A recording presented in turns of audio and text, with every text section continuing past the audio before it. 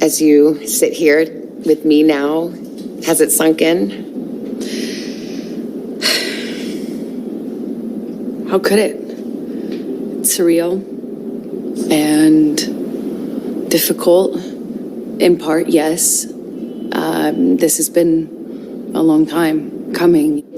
Most of you might be wondering why Amber Heard decided to do an interview with the Today Show. Well, there's actually more behind that, and it's a part of a desperate plan to gain sympathy and media attention, especially when she was playing the victim and narrated another twisted narrative in her favor. We all know how it failed miserably, but let me give you a brief run-through of how bad Amber's PR team messed up. So, why did Amber's PR team choose NBC, and how badly did the interview backfire? Let's find out. I know everyone was able to watch Amber's first ever interview after the verdict was announced, and we can all agree that it was a disaster. Despite being a mess, Amber's PR team actually thought it through. Well, maybe not serious enough, but Heard's team had a plan, only it didn't succeed. The team decided to do this with NBC and ABC News mainly because these two networks have some very interesting history when it comes to controversial cases. While most people think that Savannah Guthrie and George Stephanopoulos tried to challenge Amber and debunk her lies, many felt disappointed because the two anchors still enabled Amber to spin her lies nonstop. The vast majority of this trial was played out on social media.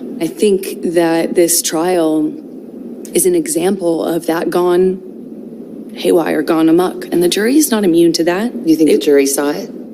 How could they not? I think even the most well-intentioned juror, it would have been impossible to avoid this, let alone on national TV. And yes, this isn't just a coincidence, since we all know that interviews like this are planned and already scripted before it even airs. This is not the first time the hosts and the shows have garnered mixed reactions. If you can recall, following the sensationalized criminal sexual assault prosecution of Owen Labrie in August 2015, the Today Show was served with a lawsuit against St. Paul's School in New Hampshire in June 2016. In August 2016, Savannah Guthrie interviewed Owen Labrie's accuser, Miss X, an unnamed 15-year-old who made her public debut as Chessie Prout in a carefully staged publicity hoax. She launched the hashtag I Have the Right To campaign and became the face of the young survivor of sexual assault on a high school campus. This is very similar to Amber's case, who also used similar words such as truth to power, as she also tried to become the face of a survivor of domestic violence when in fact, the court ruled she was lying all this time. Because of this,